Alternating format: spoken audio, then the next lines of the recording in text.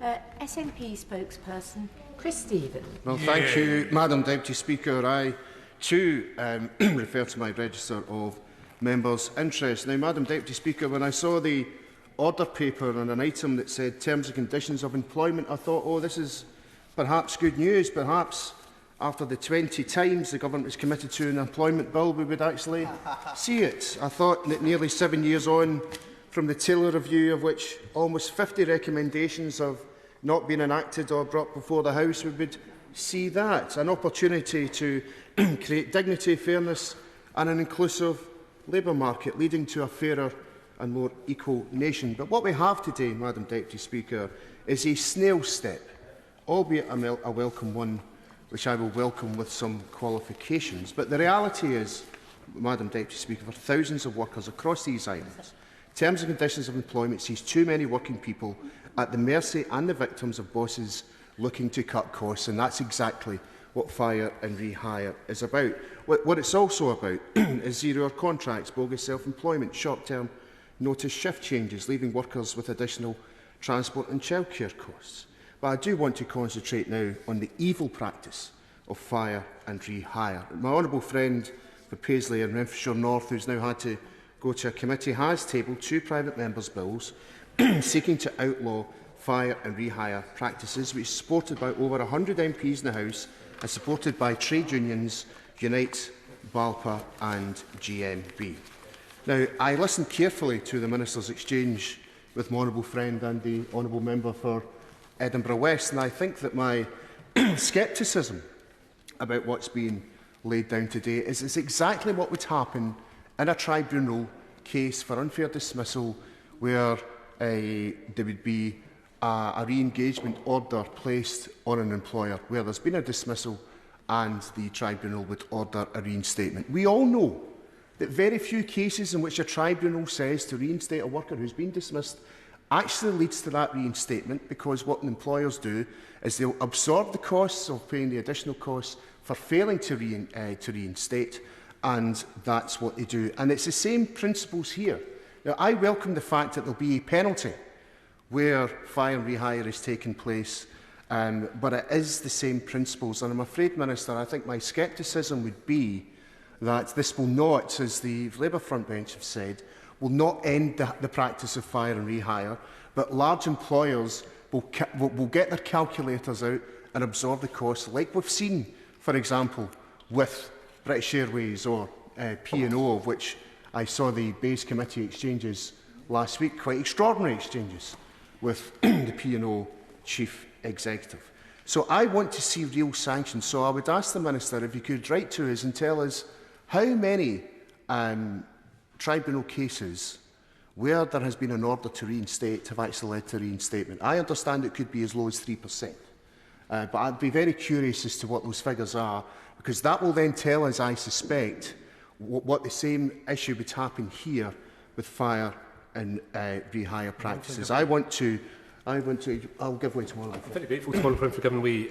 I agree with him. Isn't the point here that companies like British Airways, like P&O, like even before that ASDA, that have indulged in this behaviour, will look at this as a balance sheet exercise and just conclude that the penalty is so small that they can ride it out? And doesn't that therefore make the case for the government bringing forward primary legislation to deal with this by way of an employment bill?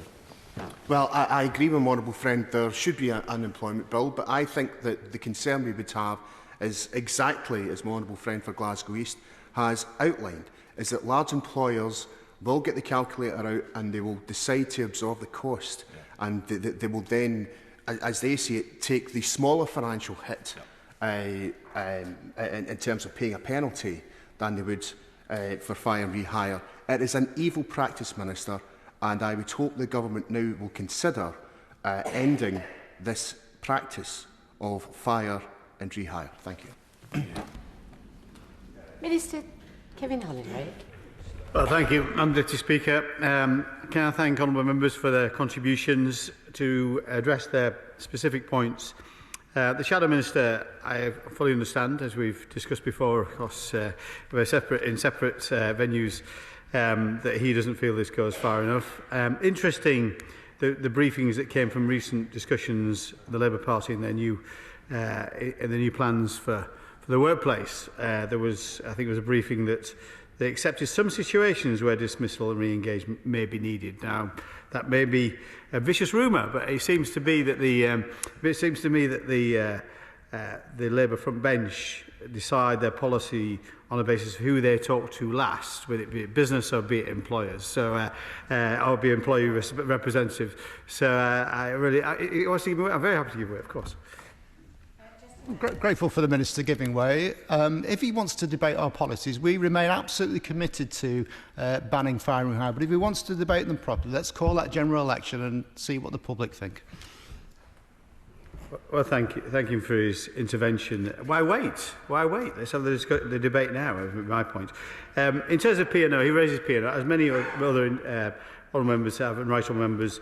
Clearly, that wasn't a situation of fire and rehire. There is an investigation. We believe they broke the law.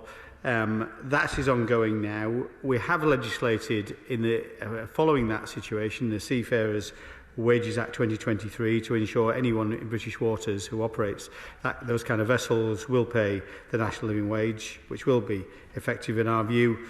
I would point out to him and to the honourable member for Glasgow South West, which he describes an evil practice, which I think is not the right kind of language. When I'm not saying there aren't situations where sometimes employers will do the wrong thing by their employees, but most employers do the right thing. There are businesses that have no alternative, if I can just make the point, no alternative other than to do this, to save the business, save jobs. And I think to describe every situation of dismissal and re-engagement as an evil practice is entirely the wrong kind of language.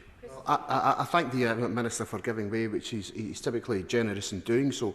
But surely this practice of dismissing people and re-engage them in worse terms and conditions and, in many cases, lower wages is an evil practice which many multinational companies tried to get away with, and some of them did get away with during the pandemic. Surely it is an evil practice.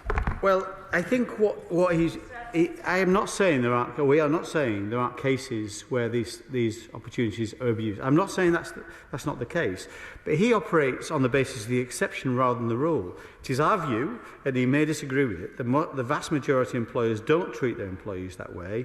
There are situations, and there have been situations on record that have gone before the court, where the court has upheld the right for an employer to do this on the basis that the employer was trying to restructure the company, to save the jobs, on the basis everybody in that workplace would save a few percent, would have to reduce their salaries by a few percent, which is better in the employer's view than the business itself going down. He must see there are some situations like that where it is the only option the employer has, and the operating in the interests of the wider workforce, that was the right thing to do in those situations. Him describing it as an evil practice, I think he's wrong and missing the point.